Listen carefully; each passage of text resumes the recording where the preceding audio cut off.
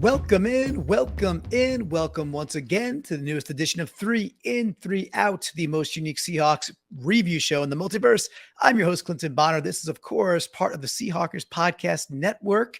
I'll be riding Han Solo today, no Brandon, so it's going to be a quicker style version recap. I had a long weekend, had a UConn reunion up in Storrs, Connecticut. That was wonderful. Played a rock show. If you're watching this on YouTube, I'll throw some photos up on YouTube of that. Then I drove down to Long Island on Sunday to defend a fantasy football championship. I drafted a couple of Seahawks. We got the hardware, got paid.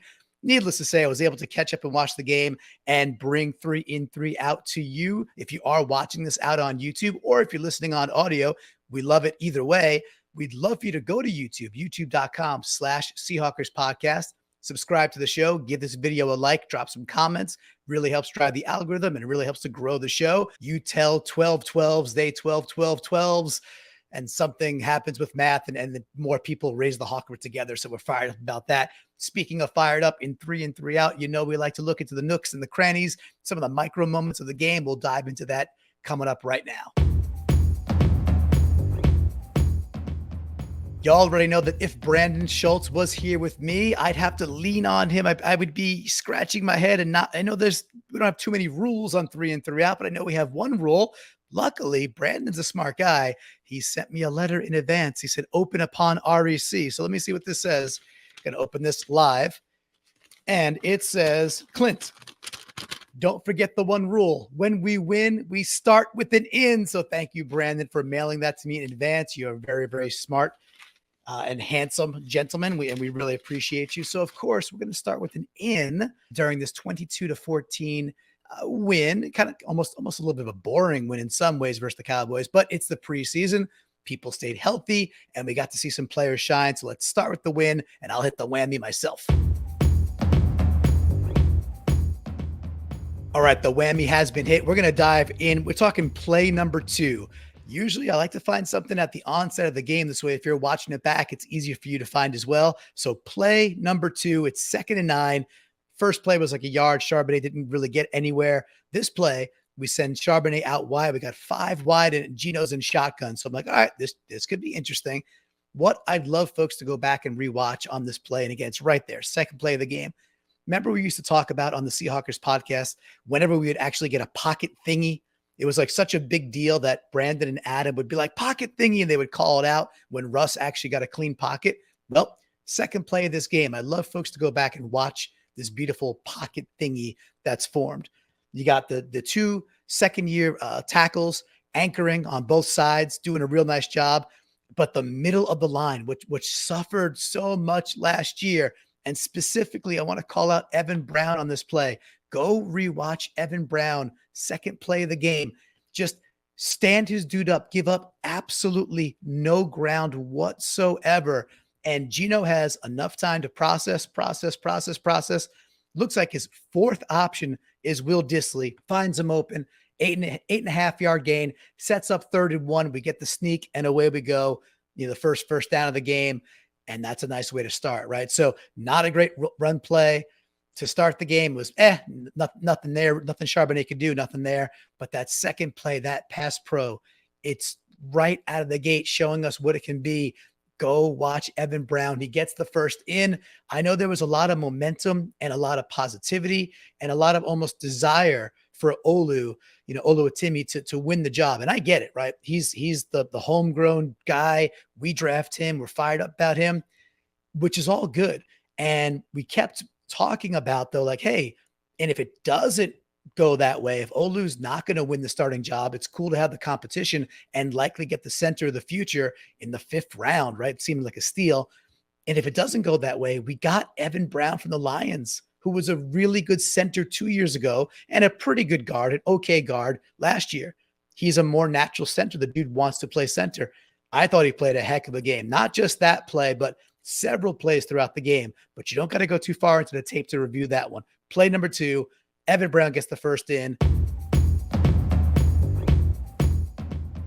Y'all know on 3 In, 3 Out, we got the sober yin, the raging yang. We like to bounce around from 3 ins and 3 outs, some of the good, some of the bad. We're going to do another 4 and 2 this week because I just don't like picking on the outs of guys that I don't think are making the team anyway. I don't see too much purpose in that. However, there were a couple of outs here, a couple of warts that weren't so hot. So this one is quarter two. It's about 5:53 to go in the second quarter. Seattle's up 10-7 at this point, and it's 3rd and 10 for Dallas. So we got them where we want them, right? 3rd and 10. That, at this point, I think it's Will Greer is in for the Cowboys, a playing quarterback, and we rush 4. So the nice part is Bell stunts. So Bell stunts inside, and he flushes Greer right away in this play, right? So Greer has to bank left and escape outside.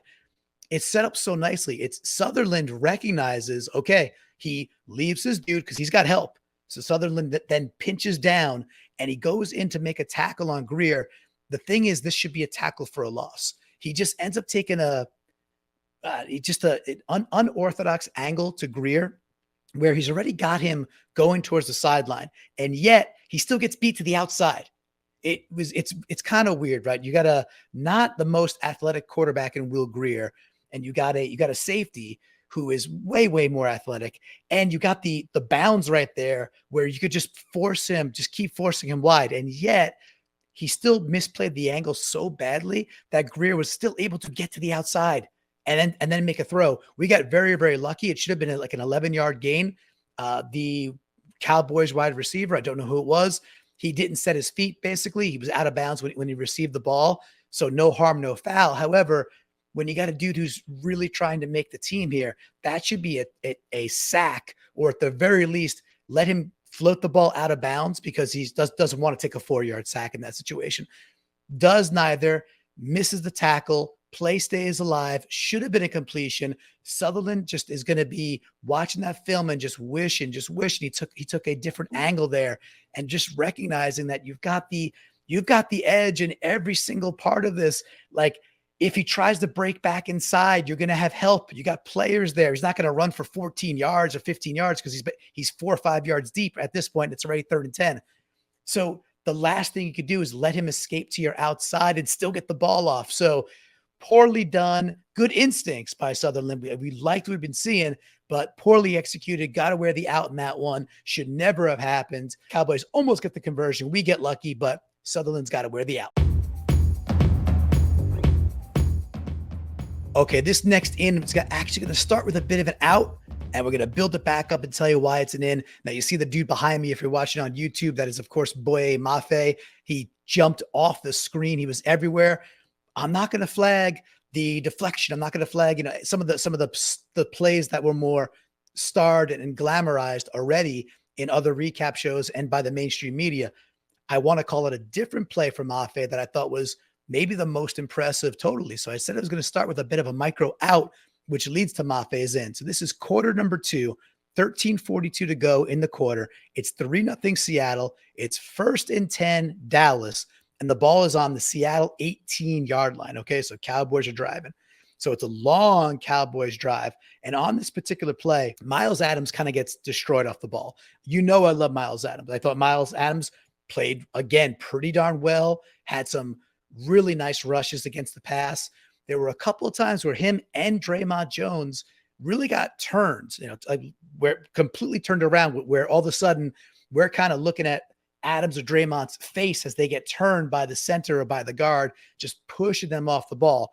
In this particular case, this particular snap, Adams does not win this one. However, what you see is you got the Cowboys in like a bunch formation on the right-hand side, and you got Mafe on, I think it's a wide receiver. I don't think it's a tight end. It might be. It's number 89. Regardless, they're all bunched on the right-hand side on the snap. And Mafe is able to bully. I know it's a wide receiver, but still, upon the snap, there's this big hole opening up because, again, Adams is kind of getting blown off the ball. Mafe does such a good job immediately recognizing what's going on. He pushes this wide receiver so far back, right into the entire pile, and then is able to shed the guy and then makes a tackle right at the line. Might have been a TFL, might have been just, at the line of scrimmage for a yard. That doesn't really matter. Impressive. Yeah, we saw him with the deflections. Yeah, we saw Mafe, being super disruptive in for many pass attempts for the Cowboys.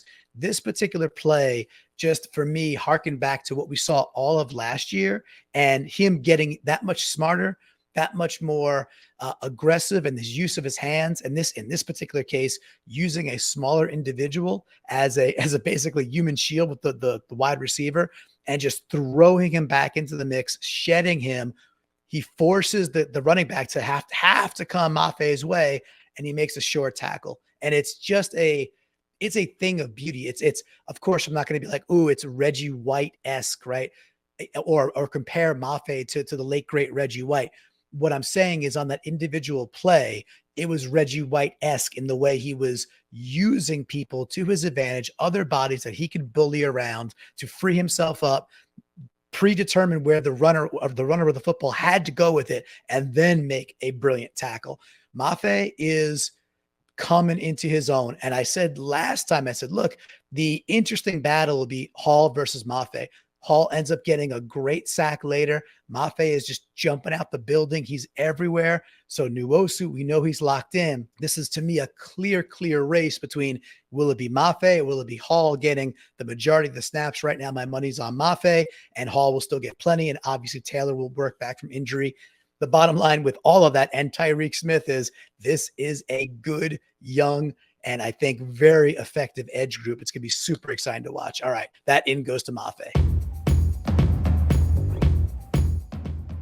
Everybody has been ragging on Mike Jackson, and I get it. You know, Mike Jackson had a rough game, whether that was kind of getting turned around on the ball down the sideline where he gets the pass interference, or not really not getting a hand on the slants on third down conversions, all those. Those are all you want him to make those plays. And everybody's saying, hey, throughout training camp, he's making every single one of those plays. I've been on the Trey Brown wagon weeks ago saying, look, what I saw, and I like Mike Jackson. I think Mike Jackson played very good last year, but I've been on the corner weeks and weeks ago, several months ago, going, look, what I saw from Trey Brown in the 6 games when he was healthy was the stickiest of all our cornerbacks that I've seen in a long time. That's including Tariq Woolen. In my opinion, Trey Brown is stickier at this point in his career than Tariq Woolen. Tariq Woolen is 6'4" and runs a 4.26. So he has incredible advantages over basically most humans on this earth with what he can do. But from a pure coverage ability standpoint, I think Trey Brown is the best. The play that I do want to harp on a bit more from Mike Jackson, like, okay, look, he gets lost in one and it's a little PI, or a guy beats him on a slant and it's a nice throw. You wish he breaks it up, but what can you do? It's like, those are good throws. They're on time. They're tough. The one that I really have a problem with, though, is it's 14 seconds to go in Q1. It's 3-0 Seattle. It's that 4th down play, right? It's 4th and 4. We win a challenge because the ball skipped to a Cowboy. We win that challenge, hallelujah. That doesn't happen often. And you can see at the top of the screen, it's a wide receiver. I think it's Jalen Brooks. You're like, all right, well, again, it's not the creme de la creme of the Cowboys wide receiving core. And right before the snap, you see Mike Jackson kind of just come off of press and open his body to the field, really just kind of dialing in to see if they're going to run this ball. Upon the snap, quarterback lays it out there, but he's nowhere. He's so far off the ball. He's like playing 4 yards, 5 yards off the ball on 4th and 4. Like, where is the press?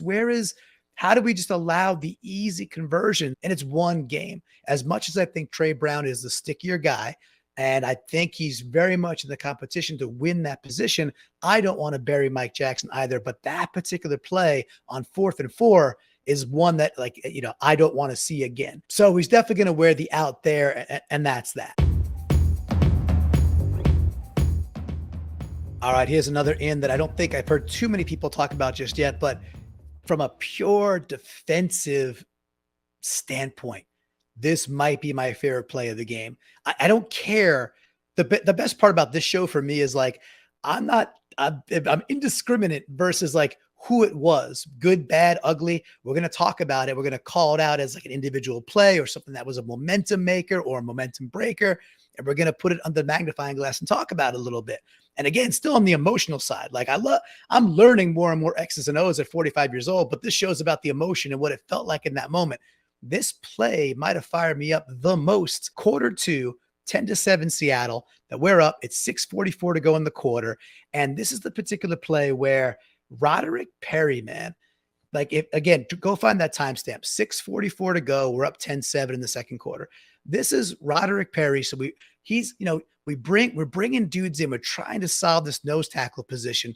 And I'm still in the camp of, I do not think it's solved yet. We will see what happens after the 90 goes down to 53. Will we make a trade? Will there be some veterans available?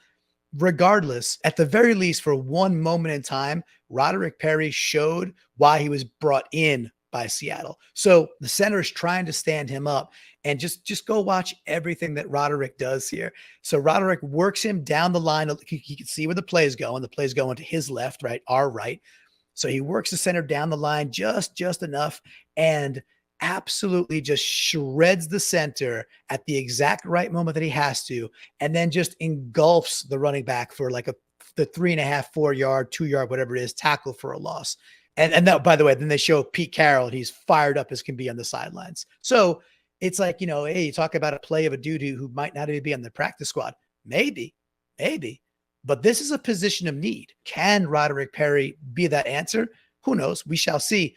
But again, for that one moment in time, this is a absolutely textbook, gorgeous run stuffing play. Engages his dude.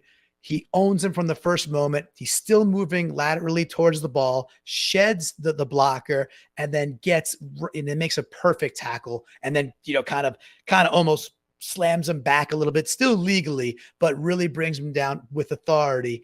And it just got so many different people fired up. And again, for me, it was my favorite defensive play of the game. There was lots of good defensive moments. So Roderick Perry is going to get that big in.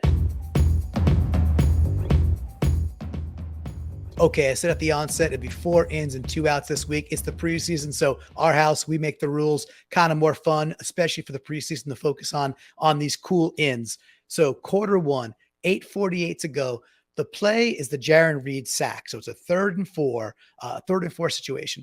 What I loved about this play is a couple things. Number one, design-wise, we got 7 dudes at the line to start. One of it might be the strong safety. I couldn't really tell. I only had one angle. One of them creeps back at the last second to make it 6 guys. But a lot of the folks are in 2-point stances. You don't know what's what. You don't know what's coming.